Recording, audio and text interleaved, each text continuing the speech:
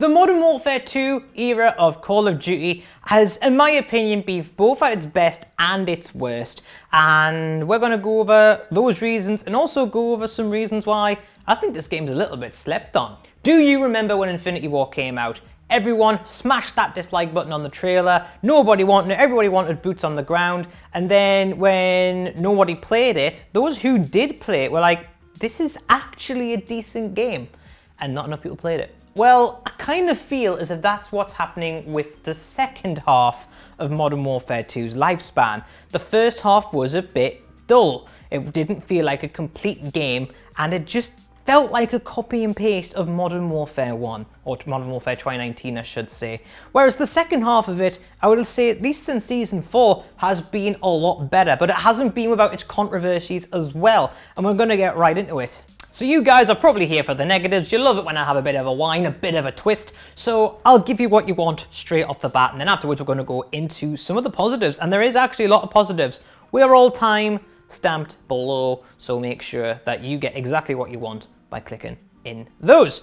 But let's get right into it. How many times am I going to say let's get right into it? So let's talk about the first negative, and that is community engagement. Activision and Infinity Ward are both guilty of this one. So Activision love to be political. Your game is literally about shooting Russians and Arabs. Do not come at me with politics. You do not have the moral high ground to talk to anybody about politics.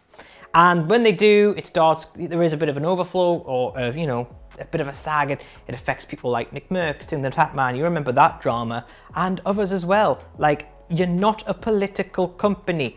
You do not need a political agenda. Your game is about shooting people. Have some perspective and chill the fuck out. Infinity Ward, however, are no better, because Infinity Ward, though not as political, do have a problem of making changes and not telling anybody. They have a habit of buffing guns, which they've got loads of lovely skins for. They've got a habit of making things a little bit pay to win. Thinking of you, Dark Souls pack. You know, that one where you can literally have an Apex Legends holo sight.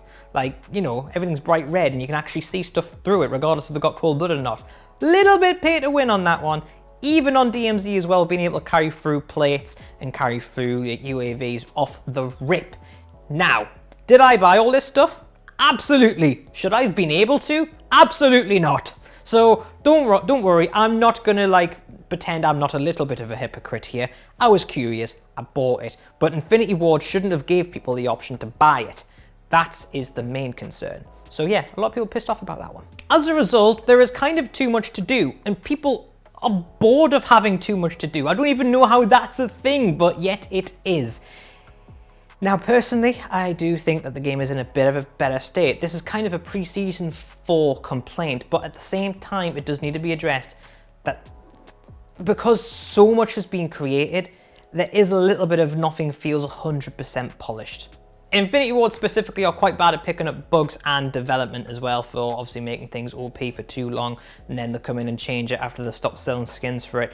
They're also really bad at stability, which it really bugs me. So if I want to stream Discord, just through Discord, even though it handles OBS fine, but whatever, if I stream to Discord and I play DMZ, it will just boot me out after 3 or 4 games.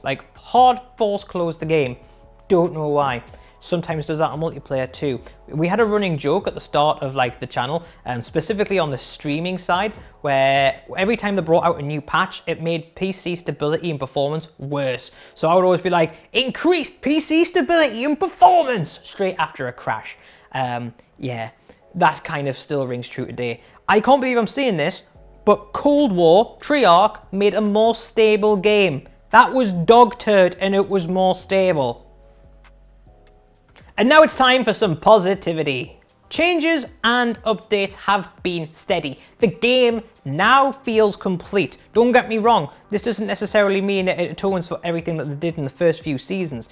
But right now, enough multiplayer maps have come out, enough guns have been added to the game, a lot of features have been added to the larger scale mapped versions of the game, the UI's been overhauled a little bit, just in the right areas. So the game actually now feels complete. Don't get me wrong, very late into the life cycle, but it now feels complete. This is how the game should have launched. And now that I've got what I feel is a complete game, the game does feel good. and I feel as if the game would have been super successful had it released in the state it's in now. If you stop playing in Season 2, do give it another try. DMZ's been overhauled, which is really, really good. There's been snipers added to the game, which can now actually one-shot, so the game, you know, you do have a bit more variety now in terms of how you can play Warzone if you're into that kind of thing. And also multiplayer, lots of maps now, not as boring, not as stale, still absolute effing chaos, but it is a bit better. But the game is now fundamentally fun. I want to come home from work and play Call of Duty, which is great. It's not something I've felt since, well, I would say Modern Warfare 1, but we were all furloughed then during COVID, weren't we? So we weren't coming back home from work. But the excitement is still there. Whatever you're doing, you want to come back and go on Verdansk. Now we've also got the excitement of coming in, playing COD, and now we've got Modern Warfare 3 to look forward to as well, which looks very, very, very interesting. But more on that in another video. Right now, Call of Duty does feel good, it feels fun, it feels fluid, the UI has been massively improved, and it just feels good in general, so I'm really happy about that. Weapon balance on the whole is a lot better now too. Every weapon feels like it's got a counter and is countered by something else. And that is really, really, really good. When I say counter, I mean it counters into something else.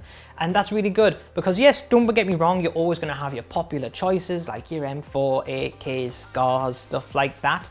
But also now as well is that they're not OP. It's not one gun to rule them all. It's not going to be something where everyone's got to run this stat or this particular loadout unless what's the point?